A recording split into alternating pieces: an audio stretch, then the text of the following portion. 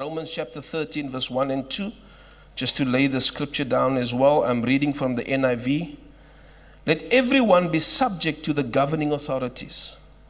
For there is no authority except that which God has established. The authorities that exist has been established by God. Consequently, whoever rebels against the authority is rebelling against what God has instituted. And those who do so will bring judgment on themselves. Hey, that's a strong scripture. We read it, but we don't really want to believe it. God is a God of order. Everything God does is in order. God is big on order. Order is the accurate arrangement of things. The way God keeps order is by putting authority in place. What authority offers you when you come under authority is provision, protection, and promotion.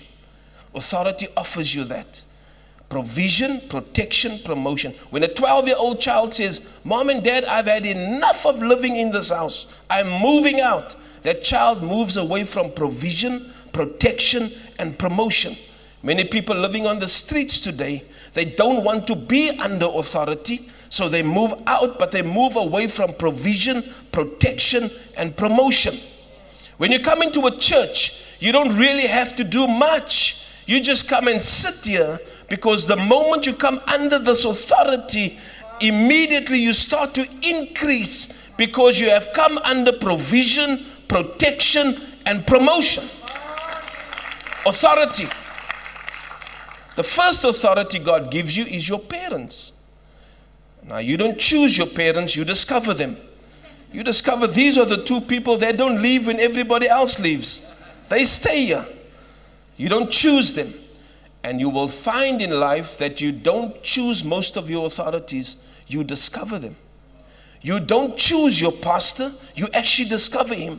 This is the man that God has sent to take me into my future, to help me in my assignment. You discover. Now, once you've discovered that authority, the devil will do everything in his power to destroy that relationship. Everything.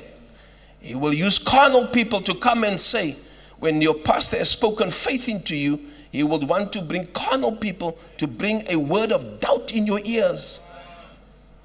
The way that the devil normally works is he brings a third voice to destroy the voice of your authority in your ears. It happened in the Garden of Eden, where the serpent was the third voice that came in the ears of Adam and Eve and said, did God really say so?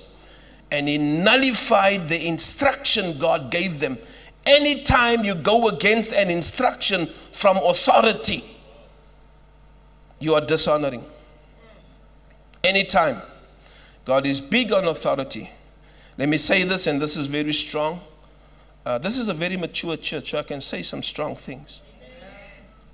Any correction towards authority is a proof of your dishonor.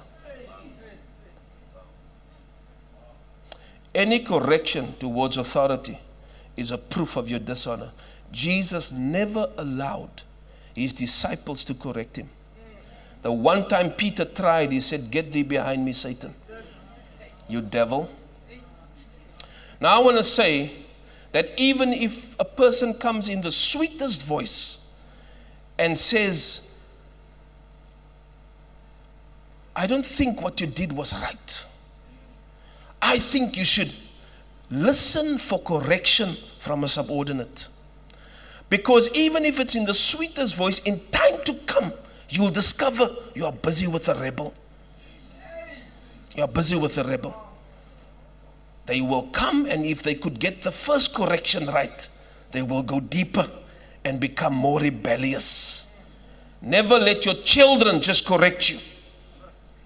You might think, but I'm helping my children. In time to come, you will see how that rebel will come, because it's the nature of the devil.